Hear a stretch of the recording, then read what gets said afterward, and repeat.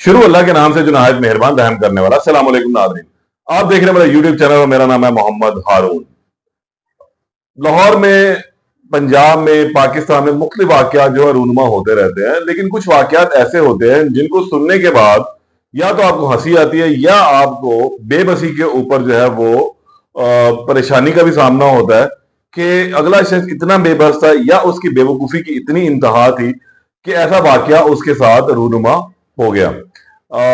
मुझे तकरीबन 18 साल हो चुके हैं इस सहाफत के शोबे से वाबस्ता हुए, और सहाफत का जो शोबा है वो इंतहाई पाक साफ शोबा है, और कहा जाता है कि पैगंबरों का भी ये पेशा रहा है, क्योंकि इसके अंदर आपने जो इंफॉर्मेशन है वो एज इट इज सही और दुरुस्त अंदाज में जो है वो अ, अपने सुनने वालों को, अपने देखने वालों को पहुंचानी होती है।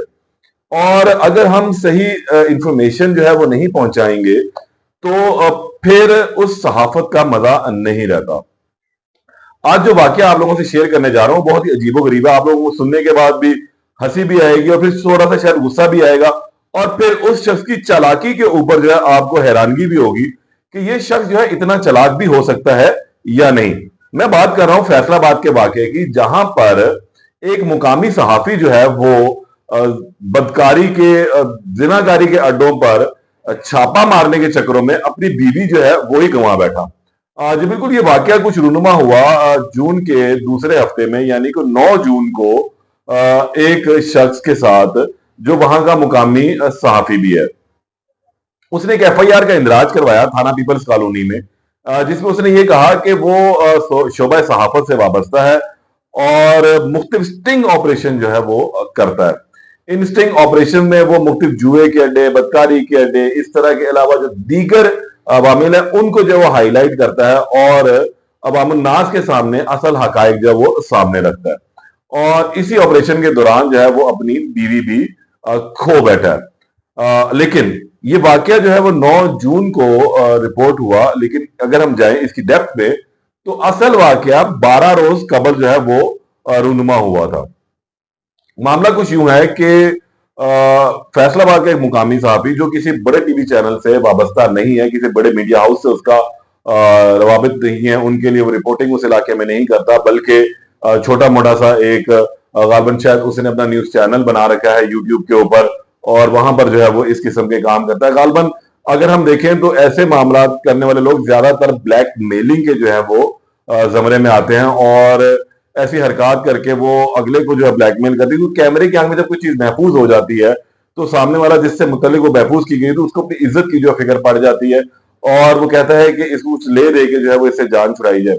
और शहर के अंदर ऐसे कई लोग जो है वो हमने देखे, तमाम इलाकों में ऐसे लोग मौजूद होते हैं जो सहाफत की आड़ में जो है ब्लैकमेलिंग का धंधा भी करते हैं। अब ये भी कुछ वाकया इसी तरह का ही है। गालबन एफआईआर के मुताबिक ऐसा है कि ये शख्स अपनी बीवी के हमरा जो है एक जगह है कोहिस्तान अड्डा, वहां पर मौजूद था। साथ इसका एक दोस्त था और बीवी के पास एक डीएसएलआर कैमरा भी था। इन लोगों का काम है, ये शोबा सहाफत से तीनों वाबस्ता है। इसकी बीवी का नाम तूबा है, इसका नाम गालबन अशरफ चिद्दड़ है, और इसका एक दोस्त है मजर। ये तीनों मिलकर जो है एक टीवी चैनल, सोशल मीडिया का टीवी चैनल जो है वो चलाते हैं। और ये उसी एक स्टिंग ऑपरेशन के चक्कर में कोहिस्तान अड्डे के पास मौजूद थे, और ये वो पुराना कोहिस्तान अड्डा है जहां पे कोहिस्तान बस कभी चला करती थी, इर्द गिर्द होटल्स वगैरह है, और वहां पे होटल्स में जो है बकौल इसके बदकारी का अड्डे हैं। वहां पर बदकारी होती है, खवातीन मर्द जो है वो गैर शरई कामों के अंदर जो है मुलव्वस रहते हैं, और ये उनको जो है छापा मारता है मुतलका पुलिस लोगों के साथ, वहां पे सबूत पहले इकट्ठे करता है, फिर जाके मुतलका हुकाम को देता है, और जो पुलिस के करने का काम है वो सहाफत की आड़ में ये साहब कर रहे हैं। ये कहते हैं कि जनाब वहां पे मैंने अपनी बीवी को बिठाया कोहिस्तान अड्डे के बाद, और मैं दूसरी जगह पे रेकी करने के लिए अपने दोस्त के हमरा चला गया। मेरी बीवी के पास जो है डीएसएलआर कैमरा मौजूद था। तकरीबन आध पौन घंटे के बाद जब मैं वापस आया तो ना मेरी बीवी थी ना ही कैमरा था। अब ये जरा यहां से जरा आप देखिएगा जो मैं बताने जा रहा हूं। ये शख्स कहता है कि ना वहां मेरी बीवी थी ना मेरा कैमरा था। फिर मैं घर चला गया, और तकरीबन 12 रोज गुजरने के बाद इसने वाकया रिपोर्ट किया कि इस तरह ये एक वाकया रूनुमा हुआ, और मेरी बीवी जो है वो बदकारी के अड्डे को ढूंढते ढूंढते खुद ही कहीं गुम हो गई है और मेरी बीवी अब मुझे नहीं मिल रही है। मुझे भी मैंने बताया शुरू में कि 18 साल इस शोबा सहाबत से वाबस्ता हो गए। लाहौर में भी कई जगह पर अड्डे हैं और पुलिस एहलकार छापा भी मारते हैं, अफसरान। इलाके में होटल्स भी हैं, मोटेल्स भी हैं और छोटे छोटे गेस्ट हाउसेस भी बने हुए हैं जहां पर नौजवान लड़के लड़कियां भी जाते हैं। इसके अलावा प्रॉपर प्रोफेशनल अड्डे भी बने हुए हैं और जब यहाँ पे छापा मारे तो पुलिस जो है उनको बुलाती भी है और मीडिया को और कहती है आगे इनकी कवरेज कर ले। तो जो 90% जो मीडिया हाउसेज हैं वो अब ऐसी खबरें नहीं चलाते हैं कि फलां बदकारी के अड्डे के ऊपर छापा मार दिया फलां एसएचओ ने और उसकी कवरेज के लिए भागे जाए। क्योंकि इस तरह ये हम ज्यादातर देखते हैं सोशल मीडिया के ऊपर के जहां पर कैमरा पकड़ा होता है और वो कैमरामैन पीछे से भाग रहा होता है, खवातीन और मर्द मुंह छुपा रहे होते हैं, बरहना हालत में होते हैं और कुछ 2-3 पुलिस एहलकार भी साथ होते हैं। शायद ये सारे का सारा काम सिर्फ और सिर्फ ब्लैकमेलिंग के लिए किया जाता है कि वहां से पैसे कमाए जाए, मंथली ली जाए।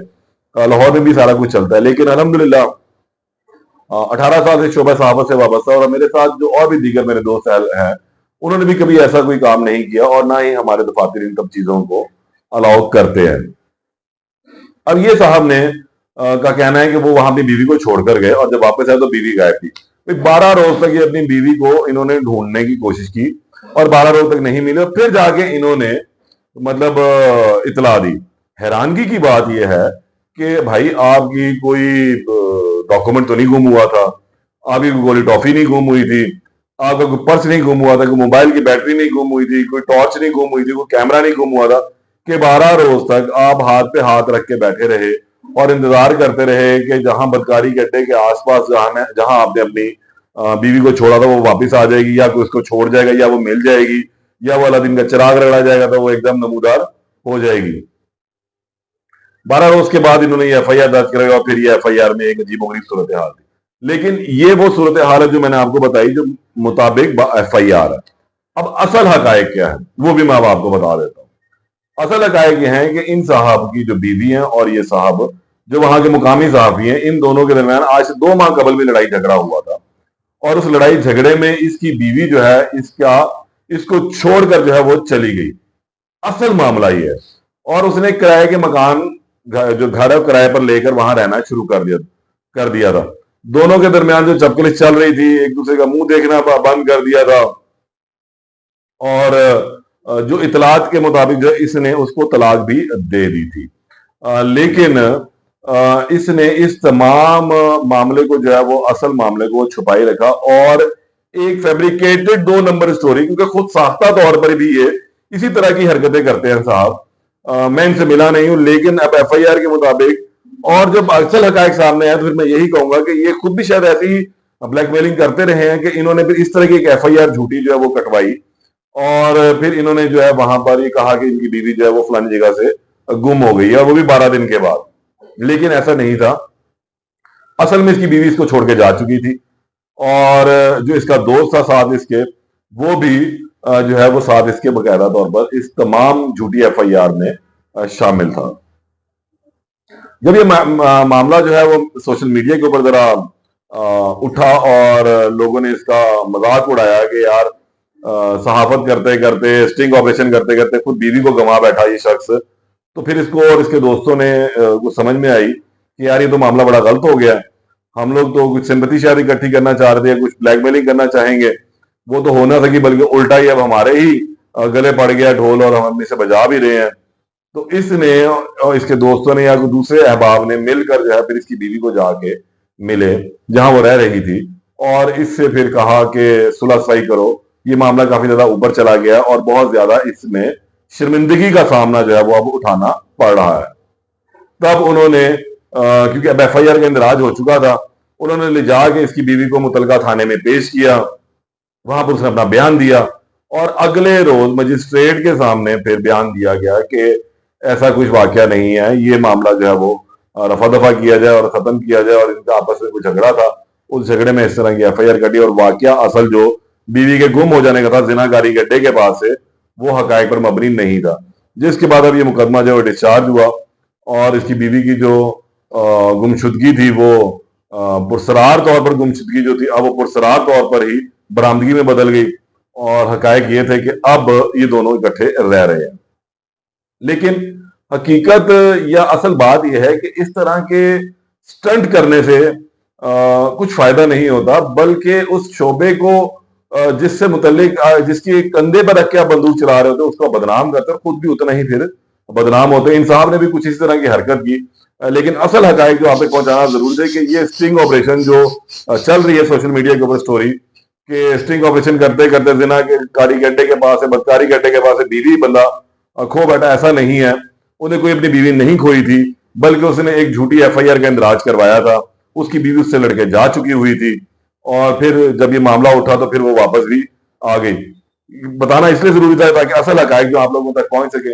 अब इस केस में तो मजीद कुछ नहीं है सारा, मजीद किसी और हवाले से जो टॉपिक से आपके सामने दोबारा हाजिर होऊंगा। तब तक के लिए इजाजत दें। अल्लाह ने के बाद।